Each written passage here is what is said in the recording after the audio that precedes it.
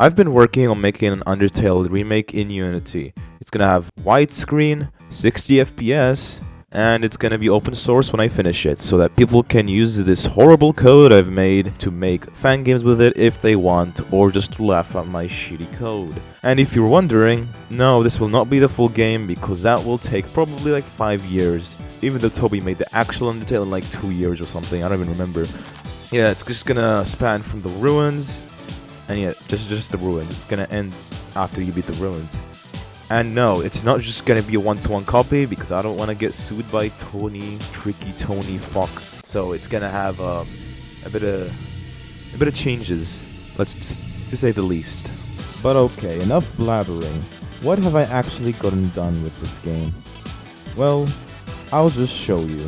Okay, so yeah, look, I made the intro, which took way too long to make. It was not easy. Anyway, yep, you can move around, and you can. This is your stats, and there's no phones yet, but I'll implement that.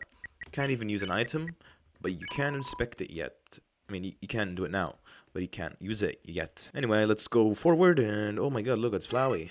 Hello, Flowey. Also, look, I made text with colors. And by the way, I made this text engine, I made it by myself. All by myself. Well, let's just skip this. And, okay.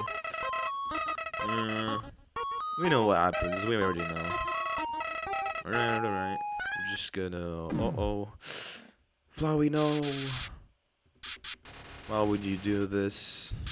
I thought we were friends. No. Uh-oh, what happened? No. Oh my god, it's Asgore. Well, it's not Asgore because I didn't put in the sprite yet, but it's going to be Asgore. And yep, there's more text and stuff. This is not finished, so she just does nothing, but... Yeah. And hey, look, got a save point. Can't save yet, though. Still haven't implemented that. But I can inspect stuff. Like this. And this. And this. Also made these rooms just in preparation.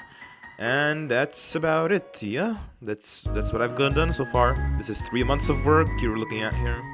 Alright, here it is, the project. So this is like the first level here, the first room. You can see like there's room 2, and there's the cutscene here. Well, it's kind of a cutscene, but I would say it's a cutscene because you don't really fight Flowey. And there's the intro. And yeah, okay, so I'll show you some things. So like when I open the menu, right? I spoke earlier about how this is my custom text engine. See that? And you're like, why would you make your own text engine? Well, because I can do this. Can you do this with the Unity TextMist Pro? I don't think so. Okay, maybe you can, but I don't feel like it, so I wasted hours of my life making my own. But look at this. Ooh, did that. And check this out. You can also do this. No, wait. You can also do this. Now it's yellow. But what about color 1? That's blue. 2. It's red. Yeah, there's no color 3 yet, but check this shit out. Isn't that cool? And also, I'm smart enough to make it so that it only redraws the text only when I change things in here. Not every frame, cause that would destroy my computer. Okay, it wouldn't destroy my computer, but it would not be very optimized. Alright, well anyway. So, how does the game do this, where you can go back and forth between rooms? It does it like... Okay, they're invisible now, but... See? These are the markers. So, when you touch this A block, it goes to area 2, and when it goes to area 2, it finds the corresponding A block and spawns you to that A block. That has the bool is exit to true. Same, and then this one is the same thing, but it's for going back here. And also, if you're wondering why why the menu is open like this here, it's because it has to be, otherwise it won't work properly, because Unity is amazing. Thanks, Unity. So how do you change the text? So how does text handling work? Oh, it's simple. Okay, it's here. It's the text manager. You put the text, you put the dialogue you want in here, and there's a first event and an end event. What happens here is that if you activate this one, it activates a function, like, I don't know, starting music or something. But for this example, what it does is it activates battle. See, into battle. It activates battle after that dialogue ends when you go near Flowey. And speaking of the dialogue, this is what it looks like.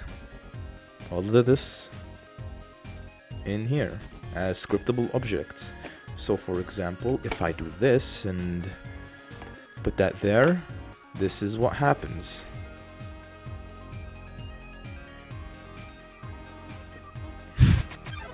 Oh. Yep, that is what happens. Let's try a different one. You can get pretty funny results from this. And if we do it for this, you get... This happens.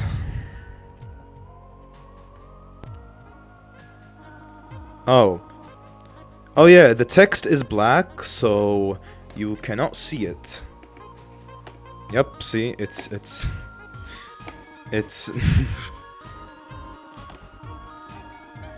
and then it goes into battle. So that's the gist of it, right? You make a new dialogue.